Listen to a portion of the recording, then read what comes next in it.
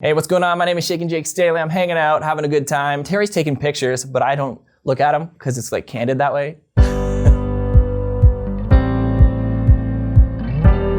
Early October 2018, my dad heard that his older brother, Jimmy, was going to Africa, going to Senegal to see these people and kind of see how everything's going with the churches and the schools and all the wells and stuff that we had, that we have going over there. And dad wanted to go, but here's the kicker. My dad has terminal cancer. So he's not working right now. He's on long-term disability, so money's an issue. So my sister had an idea. Why don't we start a GoFundMe and see if God will provide the money through that? So I wanted to go too. I've heard the stories throughout the years about all the work that my family has done over there. So I started raising money too. And within a day and a half, that fundraiser had raised over $4,200, which is pretty insane. Dad's like, all right, we don't need any more money. Tickets are only $1,700. So we went to go shut down the fundraiser. Everything froze. It went into chaos. Thankfully we got the money back. But we found out about this boy he's just a little kid who has leukemia.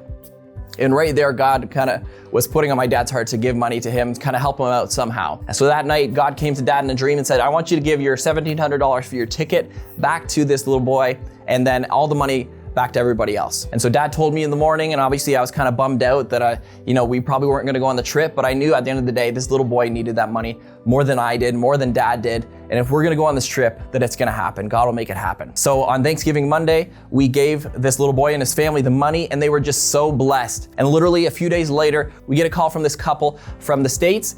They're VPs, they're high up, and they said, we heard about your story, we heard about your cancer and about this fundraiser, and we heard you gave your money away to this family. So what we wanna do is we wanna send you and your son to Africa. We wanna pay for your tickets. So it was pretty insane. Dad told me we were losing our minds. So we sent the details to them. The next day, they didn't just give us regular flight tickets, round trip. They were first class, and I've never flown, so that's pretty insane. And then a few days later, there was actually a couple from our church who have an organization, and they wanted to help us out as well. So they gave us $3,500 for food and a place to stay while we're over there and things like that. So God literally provided everything for us. It was so cool just by that one act of obedience.